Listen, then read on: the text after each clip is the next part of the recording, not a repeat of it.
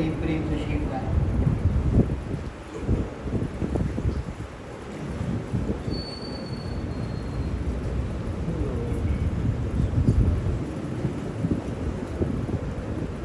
اللهم صل على سيدنا محمد النبي الأمي وعلى آله وسلم تسليما.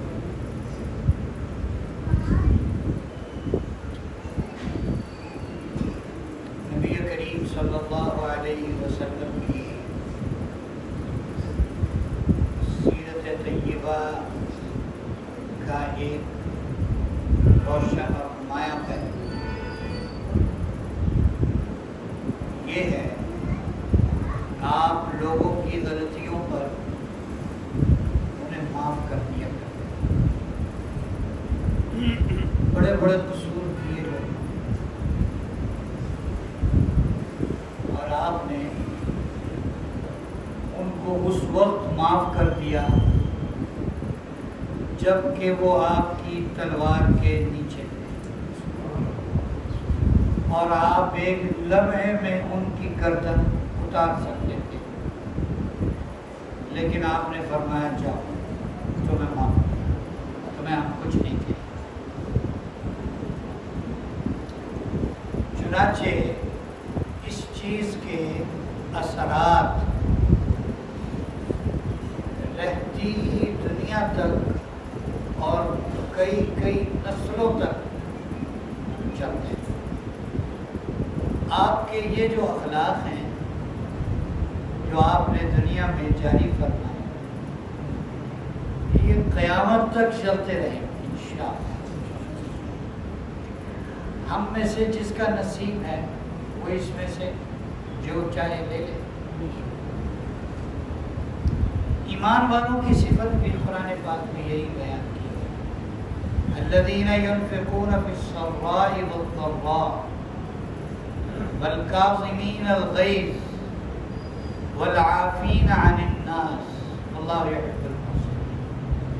ایمان والے وہ ہیں جو ہر تنگی میں، تنگ دستی میں، خوشحالی میں اللہ کے راستے میں خرچ کرتے ہیں. غصے کو پی جاتے ہیں، غصہ نکالتے اتارتے نہیں. والعافین عن الناس لوگوں کو معاف کرتے ہیں. واللہ یحب المحسنین. اللہ تعالیٰ نیکی کرنے والوں کو بہت پسند کرتے ہیں. اس آیت کے ضمن میں بہت سارے مفسرین نے حضرت علی رضی اللہ تعالیٰ عنہ کے پوتے اور سیدنا حسین ابن علی رضی اللہ تعالیٰ عنہ کے بیٹے سیدنا امام زین العابدین رحمۃ اللہ علیہ کا قصہ لکھا ہے کہ ان کی نوکرانی باندی ان کے پاس سے گزر رہی تھی. اس کے ہاتھ میں گرم گرم ابلتا ہوا دودھ تھا یا پانی تھا. اس کا پاؤں اٹکا کسی چیز میں اور وہ کھولتا ہوا پانی یا دودھ جو بھی اس کے ہاتھ میں تھا وہ امام زین العابدین رحمۃ اللہ علیہ کی کمر پر گر گیا. کتنی تکلیف ہوئی ہوگی آپ اندازہ لگا لیں. تو انہوں نے غصے سے ایک نظر اس اپنی ملازمہ کو دیکھا. اس نے فوراً یہ آیت پڑھی. وہ بھی تو سادات کے گھرانے کی نوکرانی تھی. اس نے فوراً یہ آیت پڑھی والکاظمین الغیظ.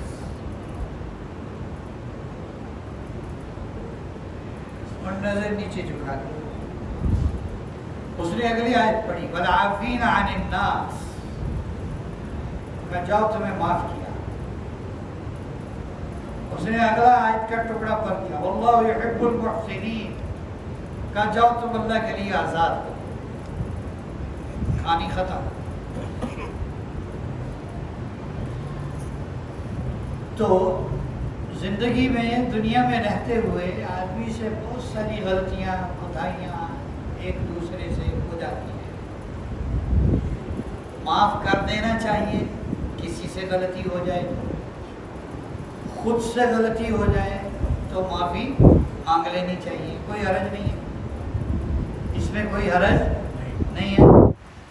اللہ تعالیٰ فرماتے ہیں فمن عفا واصلح فاجرہ علی اللہ، جس نے معاف کر دیا اور صلح رکھی، صلح کر لی، میل جول باقی رکھا، اس کا اجر اللہ کے ذمہ ہے۔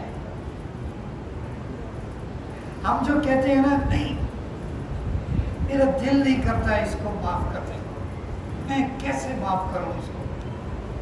تھوڑی دیر کے لیے سوچیں، قیامت کے دن اگر اللہ کے حضور ہمارا معاملہ پیش ہو گیا اور اللہ نے یہ کہہ دیا کہ میرا دل نہیں کرتا تمہیں معاف کرنے، پھر کیا کریں؟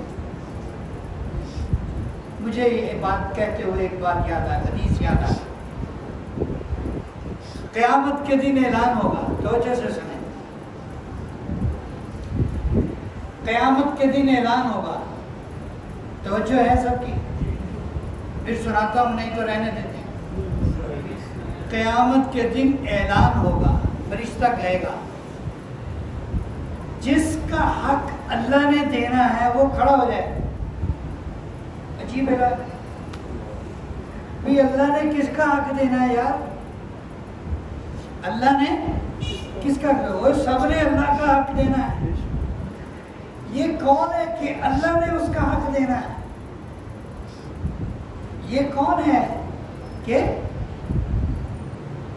اللہ نے جس کا حق دینا ہے؟ دو دفعہ اعلان ہوگا، پھر وہ لوگ کھڑے ہوں گے جن پر دنیا میں کسی نے ظلم زیادتی کی ہوگی اور انہوں نے اس کو معاف کر دیا ہوگا، اور ان کے لیے اعلان ہوگا سیدھے جنت میں چلے جاؤ۔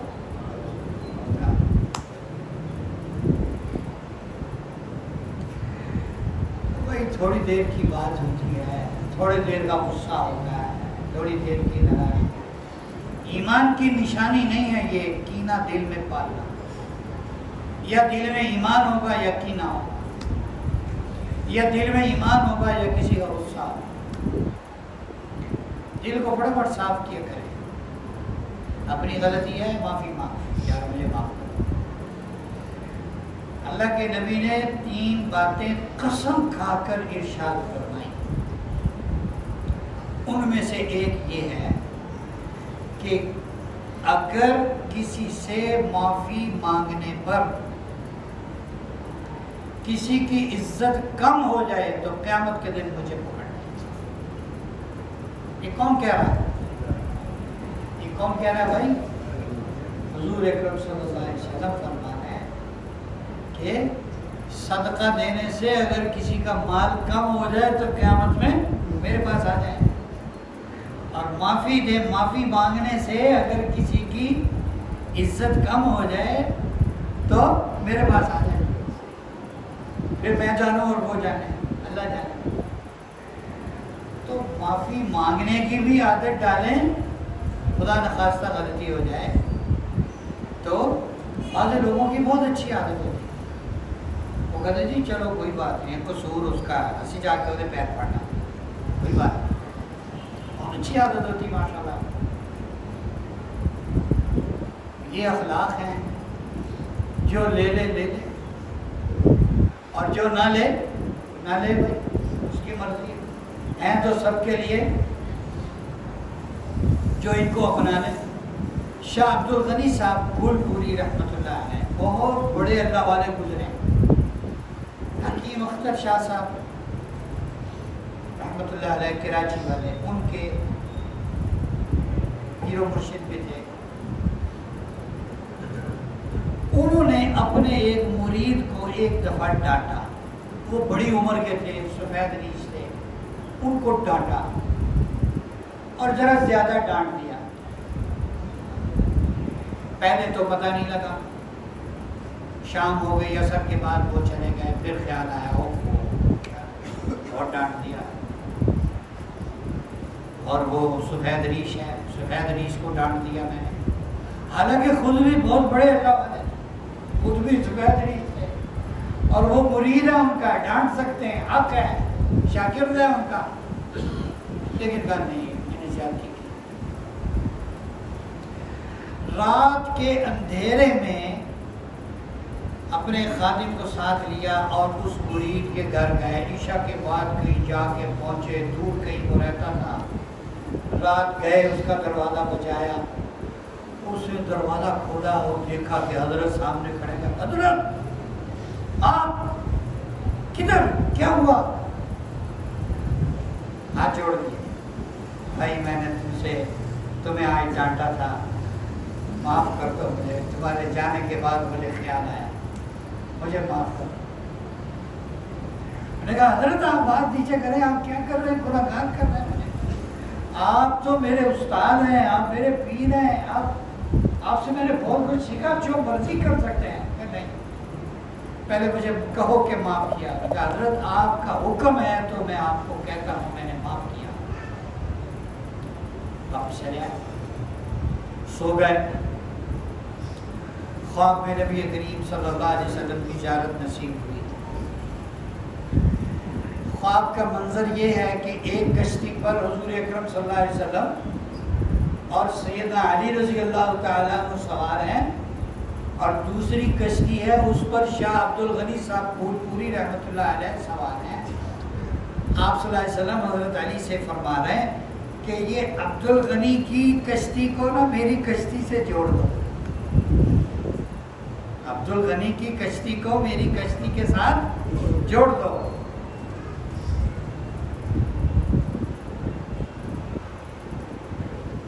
تو بھائی معاف کرنا بہت بڑی صفت ہے، اور اس سے بھی بڑی صفت غلطی ہو جائے تو معافی مانگنا، اس سے کوئی عزت میں فرق نہیں آتا۔ یہ حضور کے اخلاق ہیں، ان کو اپنانے میں عزت ہی عزت ہے، عزت ہی عزت۔ اللہ تعالیٰ ہمیں ان اخلاق کو اپنانے کی توفیق عطا فرمائے۔